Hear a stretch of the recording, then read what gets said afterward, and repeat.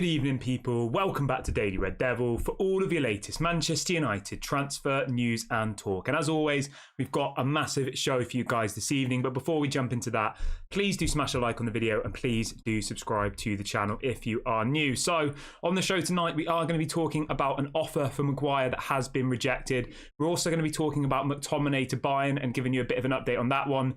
We've got some news on Cucurella with a deal apparently close to joining Manchester United, as well as Amrabat. There's more stories coming out that apparently Manchester United were never interested in him. We will be jumping into all of that. And as always, I do ask you guys to get involved in the comment section, get involved in the live chat and let me know your thoughts on everything we discuss. So let's start off with the Harry Maguire one. There's a story coming out from Alan Nixon in the UK in the last couple of hours saying that Manchester United have turned down a loan offer from Everton to take Harry Maguire for this season. It goes on to say that Everton have apparently offered 25% of Harry Maguire's wages for 1 year.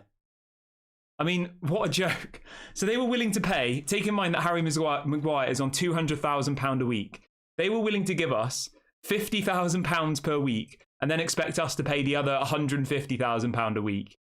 I mean, just think about that for a second.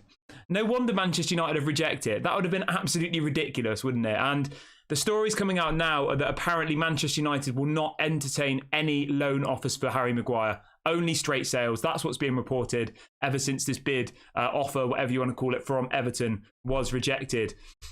Which you know what? I actually think that is the right decision. I think loaning him out, unless the other team are going to pay all of his wages, then maybe you can justify it. But to loan out Harry Maguire to Everton and then for them to only give us 25% of his wages is absolutely ridiculous. Like, why on earth would anybody do that?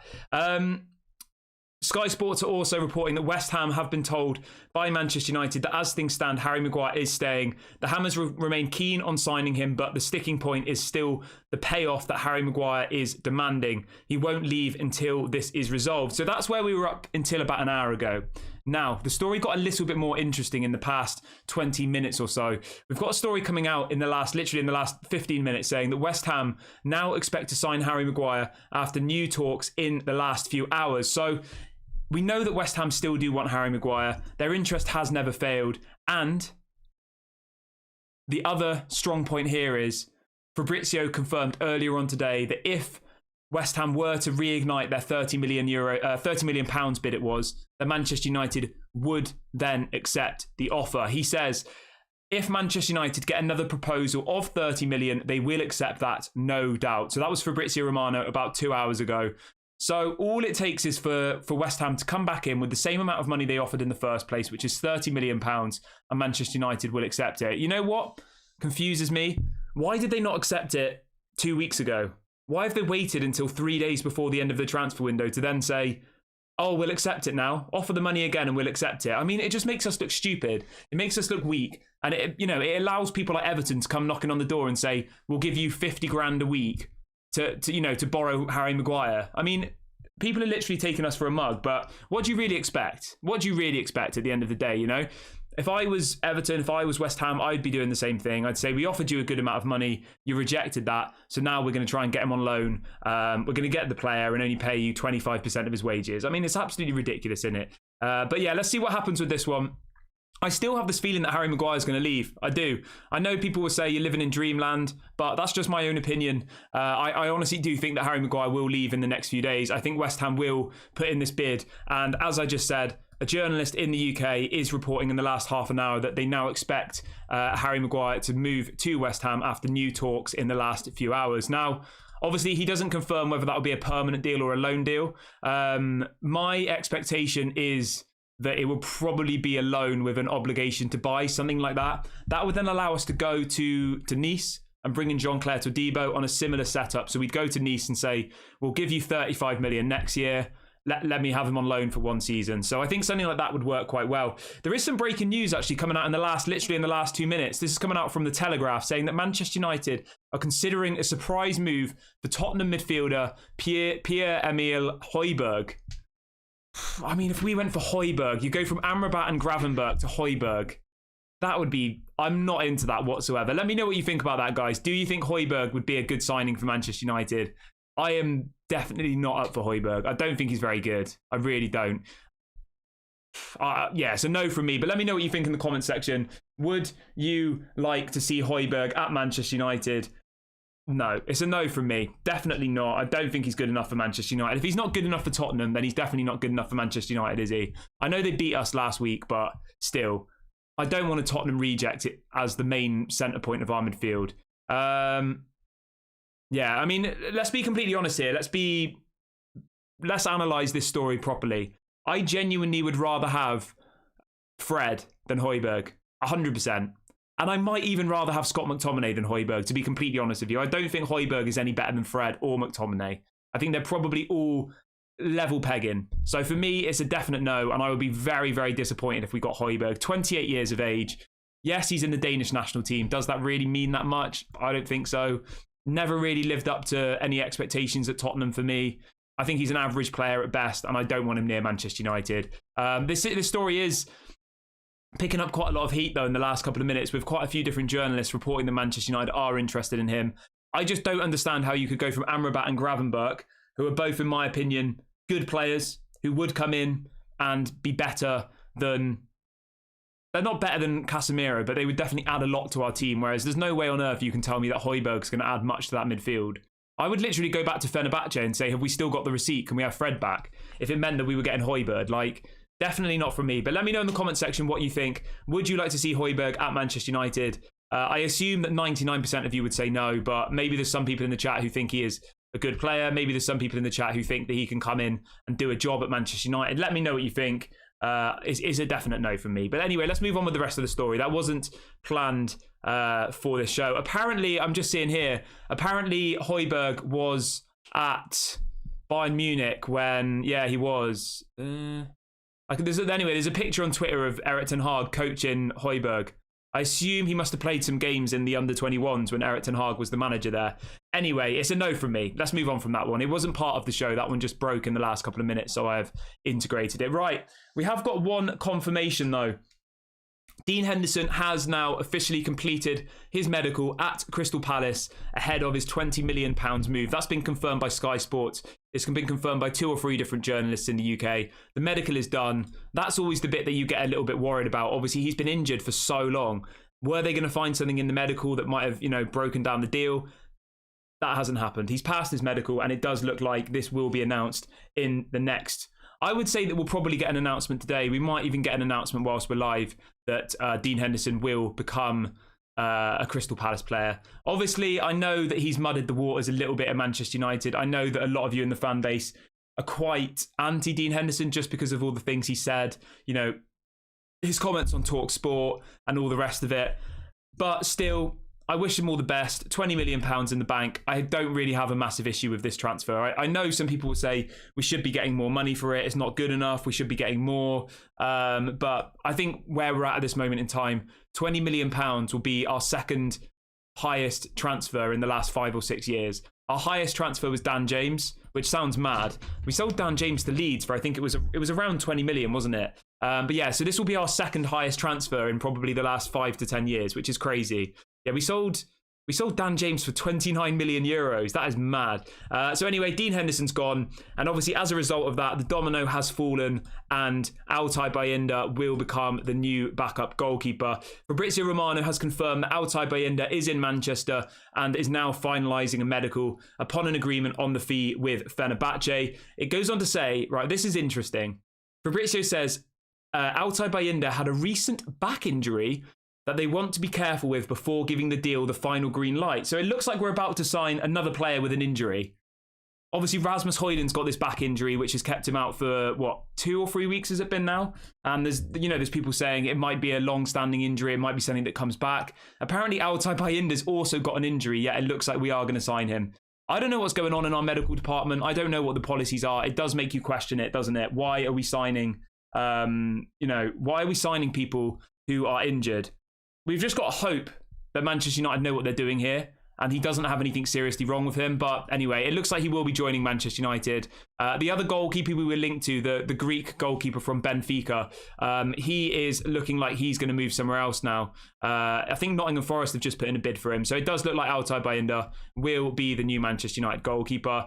Let me know what you think about that one in the comment section. Obviously, I wish him all the best. I hope he comes in. I hope he has a really, really good time at Manchester United. And I do hope that we won't have to use him that much, because I think Onana needs to play every single game. I think, you spend £40+ million on a goalkeeper.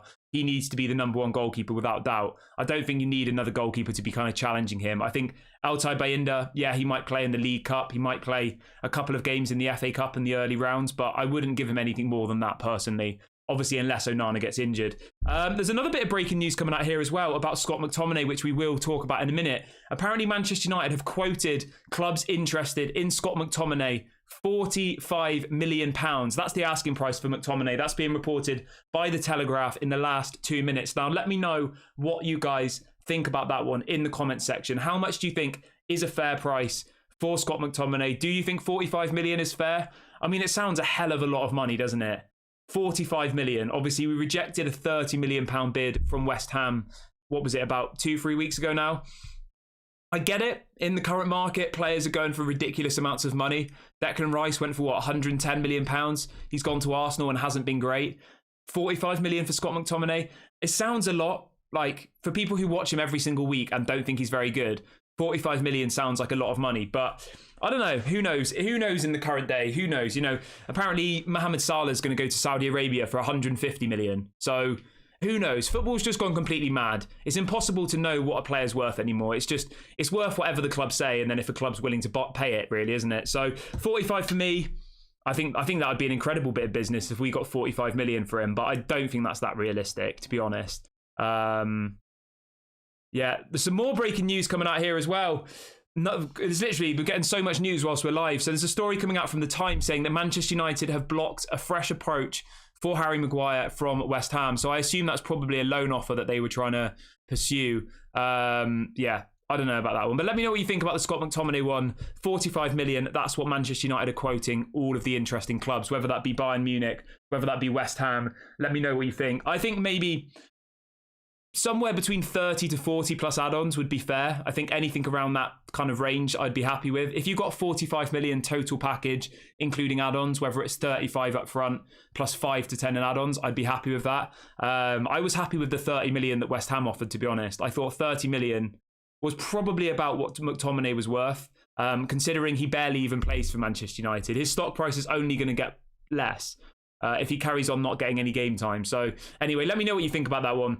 And then in relation to other general news around Scott McTominay, Fabrizio Romano has confirmed that Bayern Munich are considering the Scott McTominay deal. And Christian Falk has confirmed that Scott McTominay is currently the favourite for Bayern Munich's number 6 position, and that Bayern bosses are working on the deal with Manchester United and his agent. So this is coming out from Christian Falk, who is, of course, a very, very good journalist, especially around Bayern Munich and the Bundesliga, confirming that, the clubs are in discussions over this deal, and now we're hearing that Manchester United want 45 million. Fabrizio Romano has also confirmed that apparently Thomas Tuchel really appreciates Scott McTominay and would be interested in signing the midfielder this week. He goes on and also said that German side are in the market for a holding midfielder, but are yet to make a formal approach for the Scotland international. So it looks like this is one that can pick up some momentum in the next 2 to 3 days of the window. We have an idea now of how much Manchester United want, apparently 45 million. Do Bayern Munich go and pay it? I'm not sure if they're going to pay 45 million. They've just spent 100 million on Harry Kane. They haven't really sold any players this summer. To be honest, I don't follow Bayern Munich's accounting, so I have no idea what their financial records look like. I don't know how much money they have to spend and all the rest of it, but it doesn't sound very realistic for Bayern Munich to spend 100 million on Kane and then 45 million on McTominay in one window, when they haven't really sold anybody, as far as I'm aware. Obviously, Benjamin Pavard hasn't left either. So, I don't know. Maybe they have the money. If anybody in the chat knows anything about Bayern Munich, let me know. Maybe you're sat there saying, oh, they've got 200 million to spend this window, they can do the deal. I don't know the answer to that question. So, if you do know the answer, please do let me know. And then we have another story coming out here about Scott McTominay saying that Bayern Munich are currently checking how Scott McTominay's transfer from Manchester United could be done. Thomas Tuchel is a big fan of the move. So what's very, very clear at this moment in time, if we're analysing it, is that Thomas Tuchel wants the player. He appreciates the player. He's the number one person in that position. It's just whether they can get the deal done, because obviously Manchester United will need a replacement. Manchester United would want a big fee for him, which is obviously fair enough. I wouldn't say anything less than that. We should be asking for, 30 to 45 million. It's just whether Manchester United can get it over the line. But let me know how you feel about the McTominay deal. Do you think he can go? Do we get the dream situation when this time on Friday, we're all sat here and McTominay's gone and Harry Maguire's gone? I mean, am I living in dream world, or is that a possibility? Yeah, who knows? We'll have to wait and see. Just to be very, very clear as well, there's been a bit of clarity on the Højbjerg story from Tottenham. Apparently what's actually happened here is that Højbjerg has been offered to Manchester United. So Manchester United haven't approached Tottenham for Højbjerg. It's the other way around. Højbjerg's agent, whatever you want to call it, Tottenham, somebody has approached Manchester United from Højbjerg's camp and said, are you interested in signing him? And it also goes on to say that apparently Atletico Madrid had a bid of £30 million accepted earlier in the summer for Højbjerg, but the move collapsed after a failure to agree personal terms. I mean, if we paid £30 million for Højbjerg, I would not be happy about that whatsoever. Like, I would genuinely rather keep Scott McTominay or even keep Fred. Like, I don't want Højbjerg, and I just hope that this one doesn't happen. I assume the link has come, obviously, because we've got Christian Eriksen, who's Danish, and obviously because we've got Rasmus Højlund, who's Danish. So they've probably thought, who's got a couple of Danish players in the Premier League? Manchester United. Who needs a midfielder? Manchester United. Okay, let's go knock on Manchester United's door and see if they're interested. We've got over 1,000 people watching the show this evening, guys, which is absolutely amazing. Please do go and smash a like on the video, and please do subscribe to the channel if you are new here. We're about 30 subscribers away from 16,100, so please go and subscribe if you're new. I've just dropped a link in the chat to do it. It doesn't cost any money. Do get involved in the community. Right, let's move on to the next story, though. Let's talk a little bit about Amrabat. Obviously, we brought you the story this morning from Samuel Luckhurst saying that apparently Manchester United aren't actually interested in Sofyan Amrabat, and that all of the noise, all of the transfer speculation has actually been coming from the player's agent and from Italian sources. That's what Samuel Luckhurst was saying. And I know a lot of you in the comment section got quite frustrated about this. They were saying, Samuel Luckhurst always says negative things, blah, blah, blah. Now, I'm going to be fair here. Sky Sports have come out in the last half an hour with a very, very similar story. And Sky Sports are reporting the feeling is that a lot of the noise surrounding Amrabat to Manchester United is actually coming from the Italian side and the people surrounding Amrabat and his camp. It goes on to say that Sofyan Amrabat is a player that Erik ten Hag and Manchester United like, but the feeling is that most of this speculation is actually coming from the player's agent and from the Fiorentina. I mean, I don't know what to make of this. Obviously, when it was Samuel Luckhurst this morning, I was a little bit like, I don't really trust this. I trust Fabrizio.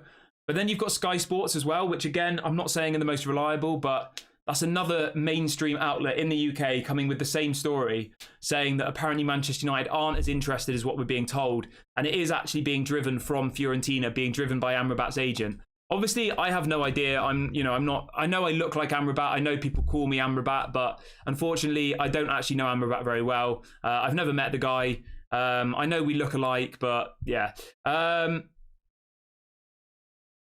The thing is, right, with all of this stuff, you get those two stories and everyone's probably like in the chat, like this is a load of rubbish and all the rest of it. But then on the flip side of it, you get Fabrizio Romano coming out saying that he's the number one target. We have another story coming out in the last 2 minutes saying that from the Telegraph in the UK saying that talks have taken place between Manchester United to sign Fiorentina, Sofyan Amrabat, who is their top target, but an offer has not yet been made. So it's very, very difficult to get a grip of what's actually going on.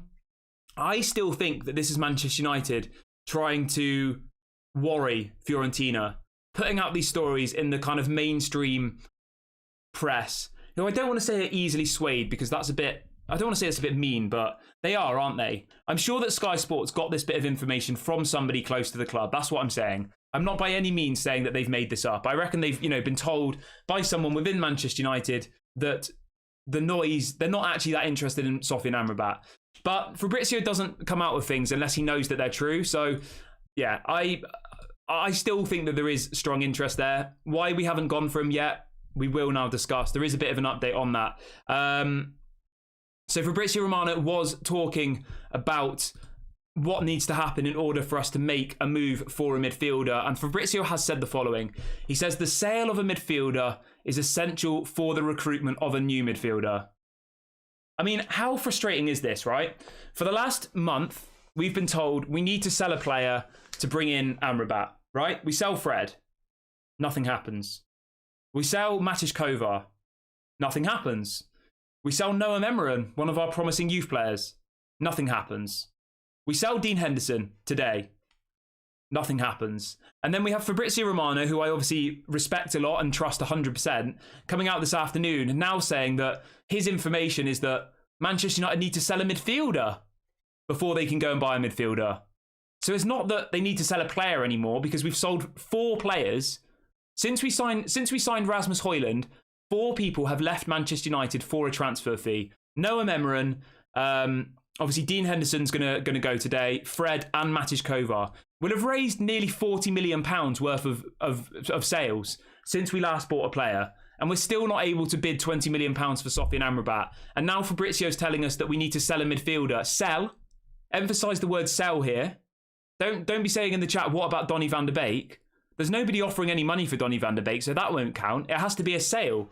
So what the hell is going on? You know, it's very, very confusing. Does that mean that McTominay needs to go? Does that mean that we need to actually get money for Donny van der Beek? Like, it doesn't make any sense, and I'm really, really struggling to get my head around it. We did a video on the channel yesterday, which might be of interest to some of you, and I would suggest going and checking out. It was where we did a deep dive into how much money we've made so far in this transfer window, as well as what our net spend was, because I think it's really, really interesting and really important to document this, because we're told that we don't have money. We're told that we need to sell players. So I did this video yesterday to get to the bottom of this, and I'll give you a really quick overview for anybody who missed it. So far this window, including Dean Henderson, Manchester United have sold £49.3 million worth of players. Now, that's not including add-ons. That's just guaranteed fees. £49.3 million. So that's Fred, Henderson, Elanga, Jones, Tuanzebe, De Gea, Matic Kovar, Emran, Iqbal, and Tellez. Those are all the players that have gone, right? And we've bought 3 players for £162.8 million. Again, not including add-ons. Taking our net spend to this point today at £113 million. Which to me doesn't sound like that much. It doesn't. When you see Chelsea spending, what, £1 billion in one year? I don't think 113 million is that much for a Manchester United squad who clearly need to rebuild. You've let go of 10 players, right? And that's not including Cristiano Ronaldo either, who hasn't been replaced. It's 11 players, including Cristiano Ronaldo, that have gone since January. And when you look at it, Fred's a first-team player, Elanga was, De Gea was, Tellez wasn't, but could have been. Henderson, you know, was the backup goalkeeper. Like, we've let go of probably like 5 or 6 players who were in or around the first-team squad. You know, Ronaldo, Fred, Henderson, Elanga, Tellez, could be. And we've only signed 3 players. We've signed Onana, Mount, and Højlund. Højlund's injured. Mason Mount's now injured. And Onana's a goalkeeper. Like, when you actually look at that, 11 players gone, but only 3 players signed. Like, it doesn't really sound that good, does it? It sounds good in the outgoings sector, but on the ingoings, it sounds a little bit weak. Now, if you look at the wages, this is the most interesting bit, okay? We've saved, since the beginning of the transfer window, £46 million worth of wages. So that's when you calculate all of the players that have gone versus all of the players that have come in. We've saved £46 million per year in wages. My point of bringing this up again, right, is that people telling us that we don't have money, people telling us that we need to sell to buy. Well, somebody in the chat tell me where that £46 million worth of wages we've just sold has gone. Someone tell me, because I want to know. We've just saved £46 million in wages from selling all of those players versus how much we're giving Onana, Mount, and Højlund plus Rashford's new contract, okay? 46 million. Where's that going? Is that going into the Glazers' pocket? Where's it going? Where's our 46 million? That's the bit I don't get, and that's why I don't buy into all of this. We need to sell players to buy more players, because we've removed so many players from the wage bill, and that money hasn't been reinvested. Where is it? Somebody tell me. Somebody tell me where that money is. It's obviously going to it must be like dividends. Is it dividends? It's clearly not going on Old Trafford, is it? They're not repairing the roof. It's not going on Carrington. It's not going on new scouts. You know, it's not going on a world-class director of football. So somebody tell me where that money's gone. Because I would really like to know. And do take in mind as well, right? I haven't even included Eric Bailly in here. I haven't included Donny van der Beek. I haven't included all these other players who probably are going to leave. If you add all of them onto there as well, it's going to be even higher. And also people like Mason Greenwood who are going to leave. You know, there's probably 2 or 3 other players who aren't even included in my calculation. My calculation is literally just people who have left. Greenwood hasn't left yet. Manchester United are still paying him. So £46 million has been wiped off the wage bill, yet we're still being told we can't afford to go and buy Amrabat for £20 million. We're being told that we can only get Gravenberch on loan. We're being told that we have to get a left-back on loan. 11 players go, and we only sign 3, and we don't have any money. It doesn't make sense, and I'm just calling absolute rubbish here. I think it's complete crap, and I don't believe it, and I don't want you guys to believe it either. It took me 10 minutes making a simple spreadsheet to work out these calculations. And I want to know what they're doing with the money. Where's the money going? Somebody let me know, because I'm baffled by this. It is so frustrating. And you know what? I'm quite interested in finance stuff and things like this. And the only way I could actually get to the bottom of it was by doing these calculations myself. I wanted to know myself. I wanted to know if these journalists telling us constantly that we have to sell. I'm not saying that they're lying, because obviously they're getting their information from the club, right? Fabrizio Romano doesn't just make up stories himself. He'll be told by someone at Manchester United that they have to sell someone in order to buy somebody. So you can't shoot the messenger. He's just a messenger. But I wanted to question the messenger. I wanted to work out what's actually going on here. It doesn't make any sense. It makes zero sense. Especially when you think like Eric Bailly could go, Maguire could go, obviously, you know, there's 2 or Dean Henderson, all the rest of it. There's 2 or 3 other players who I haven't even included in this calculation. But let me know what you think about this one. Somebody says, why are we going for Højbjerg? Mate, I think this Højbjerg thing is a load of rubbish, to be honest. At first, it said that we were interested, and now the stories are saying that Tottenham are offering him to us. So I don't think that this one will happen, personally. And if we get Højbjerg, that would just be the nail in the coffin for me. It really, really will. Right, let's move on to the next point of the show, because I wasn't actually planning on talking about that spending bit of the show, but I thought it was important, and I hope you guys did appreciate the work I put in behind the scenes, doing all of the calculations, working out all of the transfer fees and giving you that figure. But write that one down, do whatever you want with it. Manchester United have got £46 million extra in their pocket from the wages that they've removed. Where has that £46 million gone? Somebody let me know in the comment section, because I would really, really like to know. Right, let's move on with the rest of the show, though. Otherwise, I'll find myself getting frustrated about this. I mean, it's robbery, isn't it? So let's talk a bit about Marc Cucurella. Now, I know yesterday I was a little bit negative about this player. I was a little bit unsure about whether he was a good person to bring in. But when you see the other people that we're linked to, Marcus Alonso from Barcelona, not sure. Reguilon from Tottenham, not sure. Ryan Bertrand, definitely not. I think he probably is the best option, personally. But do let me know in the comment section, who is your preferred option as the new left-back signing. Now, Fabrizio Romano has confirmed that Manchester United will sign a new left-back. The decision has been made. So a new left-back's coming. Whether you think that's the right decision or not, the decision has been made. A new left-back will be signing. He also goes on to say that Manchester United have the green light from Chelsea for the signing of Marc Cucurella. He also says that Marcus Alonso and Sergio Reguilon also have the green light. And he also says there is apparently a 4th player in the list. Obviously, I don't know who the 4th player is. I'm not sure who that might be. But yeah, let me know who you think the 4th choice might be. There is somebody who we were linked to who we'll talk about in a minute. And then we have a story from Marca in the UK coming in, saying that apparently, sorry, not in the UK, in Spain, saying that Marc Cucurella is now very close to joining Manchester United on loan, which I think would be good. And it also says that Marc Cucurella is in favour of a move to Manchester United. The 2 clubs are currently discussing the terms. So to be very, very clear, the loan option would involve us paying all of his salary, 175 grand a week, plus a loan fee. Now, I just want to rewind you back to 20 minutes ago on the show, when we were talking about Everton's proposal to Manchester United for Harry Maguire. Everton were willing to offer us 25% of his wages, and we would have had to pay 75%. Just think about that for a minute. Yet with this Cucurella deal, Manchester United are willing to pay all of his wages and pay a fee to Chelsea as well. I mean, it just shows how bad we are at doing a business, isn't it? I mean, in all fairness, Manchester United did,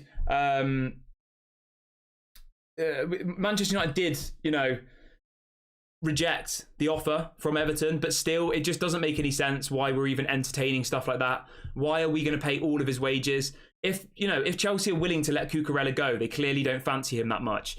That's already been said earlier on today. You know, they're not in Europe. They don't need a bloated squad. They're not going to be playing 60, 70 games this season because they're only in the Premier League, the League Cup and the FA Cup. So, yeah, for me, I would try and get a bit of a better deal done than that. But knowing Manchester United, we'll probably give them all of his wages and give him £10 million on top. You know, that's just the kind of thing that Manchester United tend to do, isn't it? Yeah, it's just crazy, and it just screams out why we need to get the new directors of football, new CEOs, new owners, new scouts, everything. There is one more person who we have been linked to in the left back position, which I have not mentioned yet, and that is where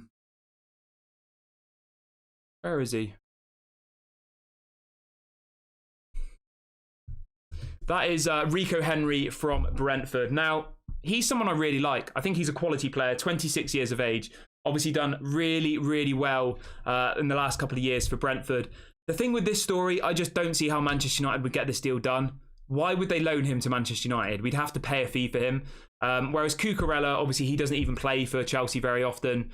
Marcus Alonso, I don't really know if he plays. And Reguilon doesn't play for Tottenham very often. So I can see why those three are realistic options, but for me, I just don't see how we could get Rico Henry. Like, how would that deal work? Why would they let him go on loan? It doesn't make any sense. So I think that one's probably a bit of an unrealistic one. But if I was going to pick with all four of them, I probably would go with Rico Henry, although I think that Cucurella is probably the most likely option of the four. But let me know in the comments section who would be your preferred option in the left back position. Let me know your reasons. Let me know what you think is the best deal. And yeah, we'll discuss it after the video has gone live. Right, let's move on to the next story though. Before I do that, everybody, please do smash a like on the video. Please do subscribe to the channel if you are new. We've got over 1,300 of you watching this evening, which is incredible. So big ups to everybody. We're only 30 subscribers now away from 16,100. So let's hit that by the end. We hit 16K today, guys. Honestly, big ups to every single one of you.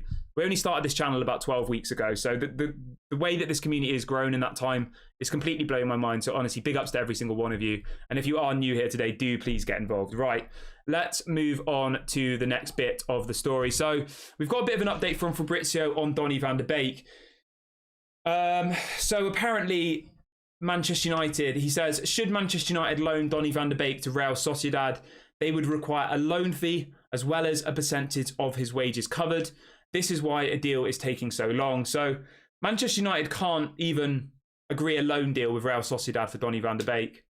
They're not willing to give us any money. They're not willing to pay his wages, and that's what's taken so long. I mean, when you actually look at it like that, right, it just doesn't make any sense, does it? It doesn't make any sense. Yeah, it makes zero sense. It just shows how bad we are at doing business. And you know what? I hope that Donny van de Beek doesn't go to Real Sociedad. I hope he goes somewhere else where we can actually get some money for him, because having to pay somebody's wages to go and play for somebody else, like, that makes zero sense to me. I don't get that. I can understand it if they're a young player, you know, they're 18 years of age. Yes, you go and, you know, you're happy to pay half of their wages because they're probably on a really small salary. You pay their money because another team's willing to invest time in them, to improve them, and then ultimately increases their value. Whereas Donny van de Beek, who's 26, why would you pay his wages to go and play somewhere else? Harry Maguire, who's 30, why would you pay Everton, you know, allow Everton to have him for free and you pay his wages? It makes no sense. And I do stand behind Manchester United on rejecting these types of deals. I know it's frustrating. I know people want, you know, people like Donny, Van de Beek, McTominay. I know people want them out of the club, but we have to put our foot in the ground sometimes. And I think we would have just been getting mugged off if we accepted these types of deals, you know? But yeah, let me know what you think about that one. Would you accept having to pay Donny's wages for him to go and play at Sociedad? I would rather just keep him. I would. What have we got? Robert says we've got Brandon Williams. Mate, Brandon Williams has gone. Brandon Williams has gone to Ipswich on loan, so we don't have Brandon Williams. The only left back we have is Alvaro Fernandez. He's the only one, and he's going to Granada on loan, apparently. So as it stands, our only senior left back is Diogo Dalot, who is actually a right back. If Dalot gets injured, you're probably going to see Lisandro Martinez at left back. And then who plays in the centre-back position? Varane looks like he might be injured. That means you're probably then going to have a defence of Maguire, Lindelof, Martinez at left back, and Wan-Bissaka at right back. You know what I mean? We're one more injury away in that defence from absolute crisis. So I do understand why they're getting a left back. I don't understand why Alvaro Fernandez is gone. But that's up to Erik ten Hag. If Erik ten Hag doesn't think that Alvaro Fernandez is good enough, if he thinks he needs experience, then that's up to him. I'm not the manager of Manchester United. I'm just a fan who sat in his room talking on a webcam. So I'm not going to over big myself up and doubt our manager because he's earned my trust and respect. Right, just a really quick one as well. So Fabrizio Romano, sorry, this isn't Fabrizio Romano. This is another journalist called, what's his name? Where is he? His name's Anil Kandola. And he is saying this afternoon, he is a journalist for TalkSport. So take this with a pinch of salt. We all know that some of the people on TalkSport, yeah, I won't say anything else than that. Right, so he's reporting that apparently Erik ten Hag wants at least 3 new signings before the transfer deadline. Now, you know what? I agree with him there. I think 3 new signings is actually very, very realistic if you think about it. Altay Bayindir, he's about to join. That's pretty much a done deal. That's 1. A left back, we're definitely going to get a left back. That's 2. And then a third one is obviously going to be a midfielder. So I do think 3 signings is realistic. But when you think of it like that, I know some people in the chat are thinking, 3 signings, great. Let's go and get Victor Osimhen. Let's go and get, Frankie de Jong. And let's go and get, I don't know, Mbappe. Obviously, I'm being stupid, but you get my point. We're going from that, which is obviously never going to happen, to a goalkeeper no one's ever heard of for 4 million. Marc Cucurella, who was a flop at Chelsea last season on loan, and paying all of his wages, and a midfielder maybe on loan. You know, it's not really as glamorous as saying we're going to get 3 signings. Stuart says you really look like Amrabat. Well, I hope that me looking like Amrabat brings you guys some joy, because I've been told I look like Amrabat pretty much every single day since I started this channel. I've got absolutely no issue with it whatsoever, so carry on calling me Amrabat if you like.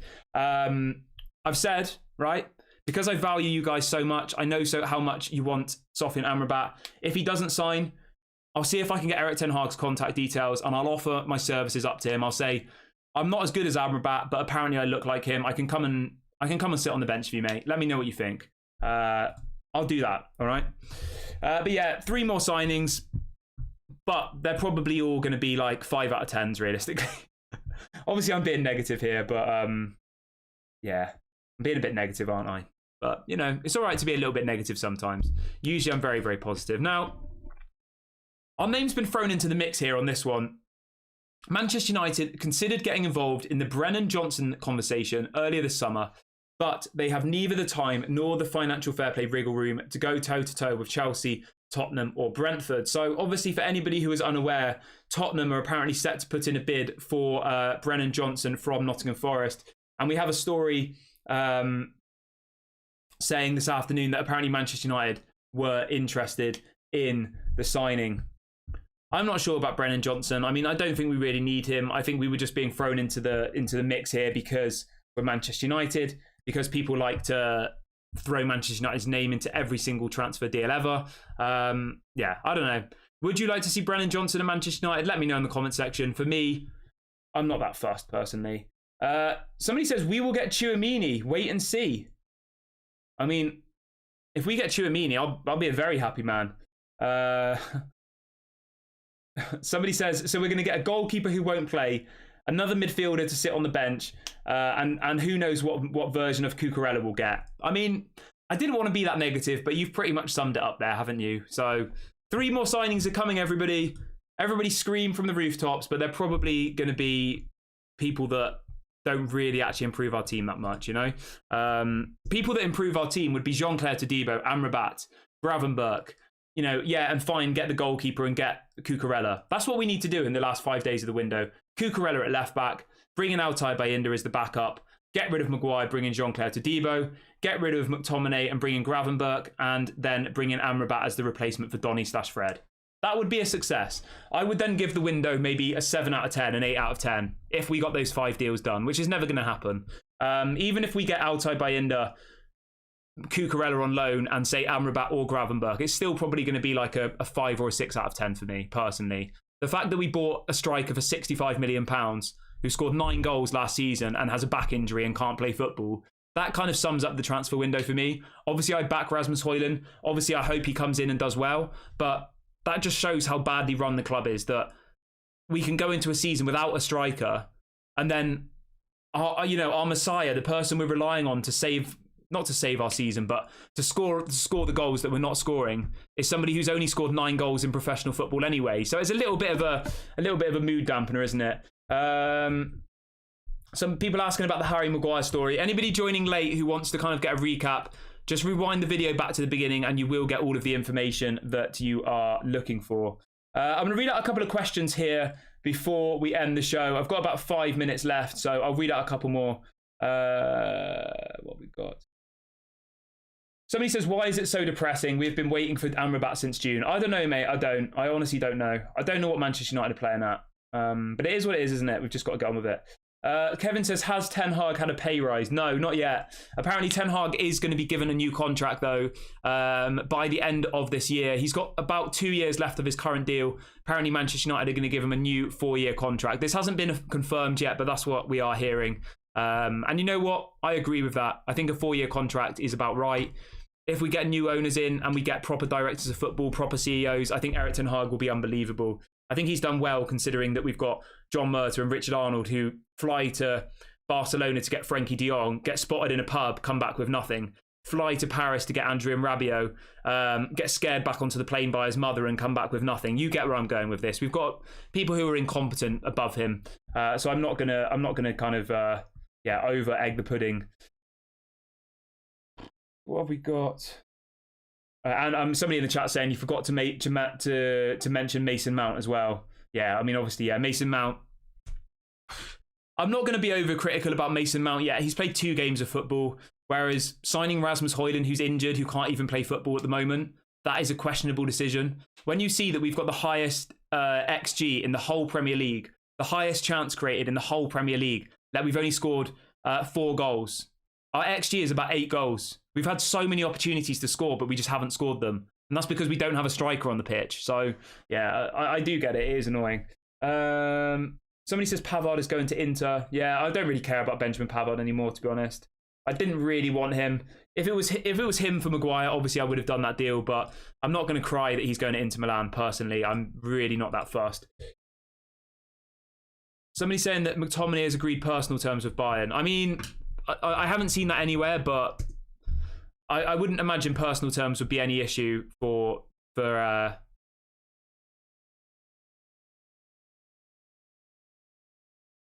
yeah, I can't see anything saying that he's agreed personal terms. Oh yeah, Scott McTominay has agreed personal terms. Yeah, I mean, I would just take all of these bits of stories with a pinch of salt. Like, obviously, they'll be able to get that deal done on the personal terms side of things. Right, I'm gonna wrap the show up here, guys. Thank you so much, every single one of you. Big ups Billy Marsh, who's just given me the middle finger in the chat. Thank you very much for that. Very productive, very intelligent. Thank you for that. Thank you so much to everybody who has watched the show this evening. I will be back tomorrow at 8 a.m. UK time for your usual morning show. If anything breaks between now and tomorrow morning, we will, of course, go live. Please do make sure to smash a like on the video on your way out. Please do subscribe to the channel as you leave. It doesn't cost any money. It's completely free. And I'll catch you guys all on the next one. Have a lovely evening, morning, or day, wherever you are in the world. And I'll speak to you soon.